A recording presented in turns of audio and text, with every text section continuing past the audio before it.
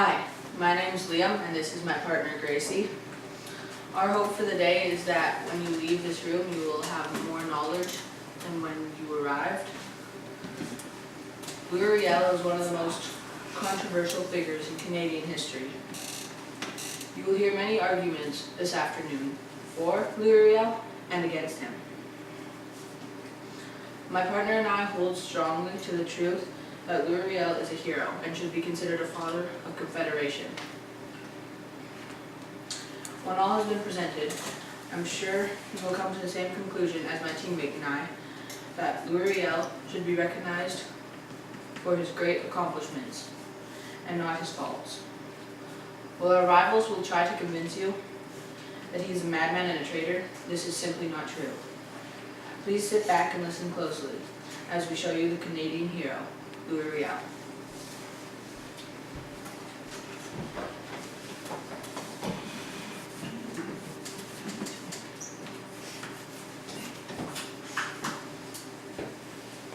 Hello, I'm Tegan and this is my partner Samuel.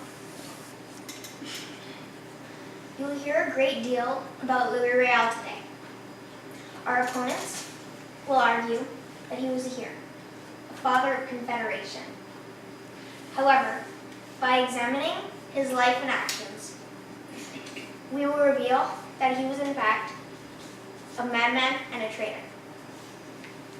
While we do not have time for his entire life story, we will highlight some of the more blatant and obvious examples of Riel's madness and treachery. These will clearly prove that Louis Riel is not the hero that our opponents would like you to believe he is. But he is, as history has demonstrated, the treacherous lunatic for which he was hanged. Thank you.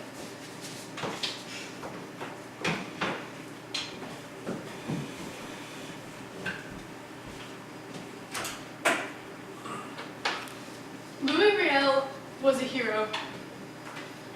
When Canada tried to take over Rupert's Land without the consent of the people that actually lived there, the only person that took legal action was Louis Riel. He formed a provisional government, half English and half Métis. He also joined together the Catholic and the Protestant, the English and the French, the Métis, the natives, and the whites. Louis Riel demanded full rights from the Canadian government by making the list of rights in order to preserve the Métis culture that may have been lost. Another example of heroism is the fact that Manitoba joined Confederation as a province with full rights and not as a territory that was simply taken over. What do we call someone that stands up against an oppressive government, who fights for the rights of people who cannot stand up for themselves? That's what you would call a hero. Thank you.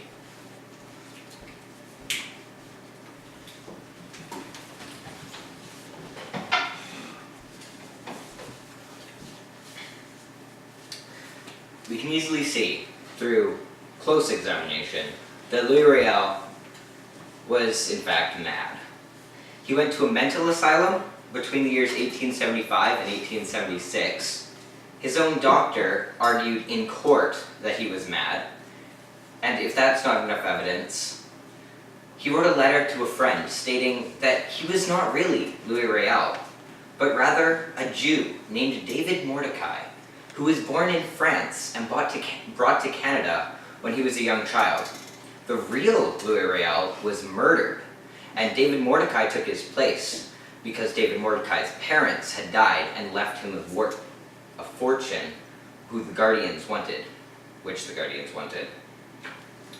Now, if that does not prove Louis Riel's mental instability, perhaps another quote from Riel will. He said, "When I was in Montana, I had a vision, a dream, which I saw three people, a priest, my brother, and a third person. This third person approached my brother and said, 'They will kill Louis, but God will raise him up again on the third day.'" End quote. Louis Riel not only went to a mental asylum, his lawyer argued that he was mad. He didn't actually believe he was Louis Riel. He thought he was Jewish. And he thought he was the newborn Savior, the risen Jesus. He thought that he could rectify the wrongs that had been done. And in his own words, he thought he would free everyone of their political and spiritual bondages. So, once we take a bit of a closer look today, you'll see that the only sane answer is that Louis Riel was truly insane. Thank you.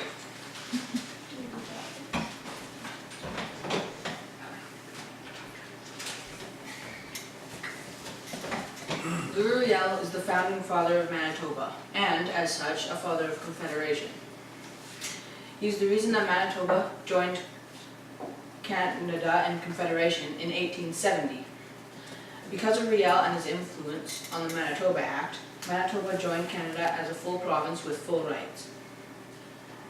1 year previous to this, in 1869, Riel formed a provisional government when the Assiniboine Council was dissolved and the Red River Colony found themselves without a government.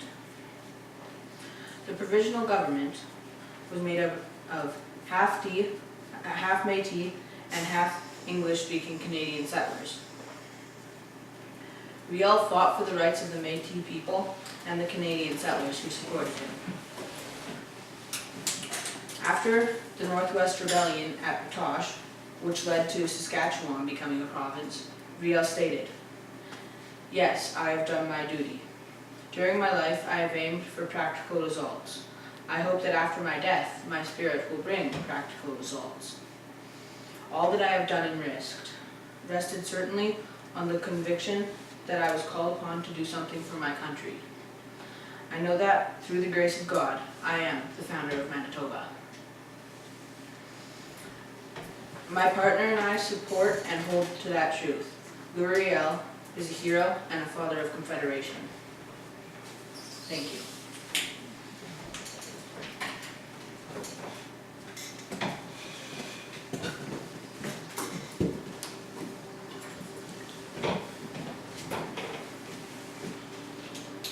Louis Riel was a traitor. He was a well-spoken, powerful, and well-educated traitor, but nonetheless, a traitor. Riel created, organized, and led a provisional government that opposed the Canadian government. In 1869, the Canadian government sent surveyors into the Red River settlement in Rupert's Land, the vast territory that the Canadian government had recently purchased from the Hudson's Bay Company. Riel and his men opposed the surveyors, blocked their way from the border, and would not let them look at the land. He also blocked the Canadian representative, William McDougall, who was sent by Johnny MacDonald, from entering the Red River settlement. Riel was responsible for the murder of Thomas Scott, an important Canadian citizen, who was under the jurisdiction of the Queen of England. On another occasion, he illegally arrested and imprisoned over 50 Canadian citizens at Fort Garry.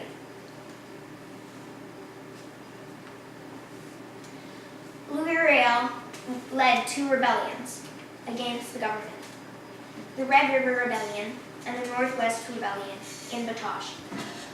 They lost both times. As you can clearly see from everything that history says, Louis Riel is very definitely a traitor. Thank you.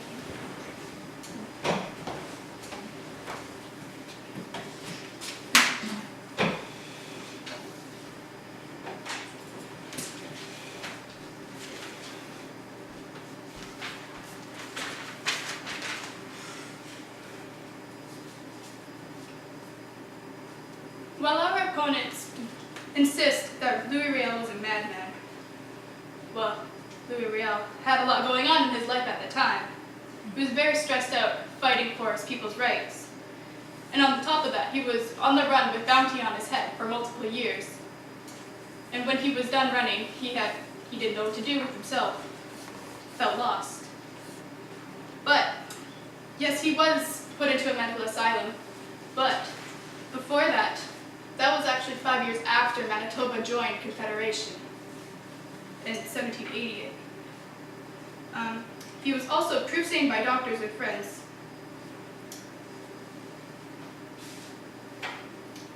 Louis Riel was also sane during his own trial. His lawyer wanted him. He insisted on pleading guilt, insisted in pleading insane. But if he had, Manitoba would not have joined Canada with full rights. He was not allowed to speak at his own trial because he was sane, but only at the end. Thank you.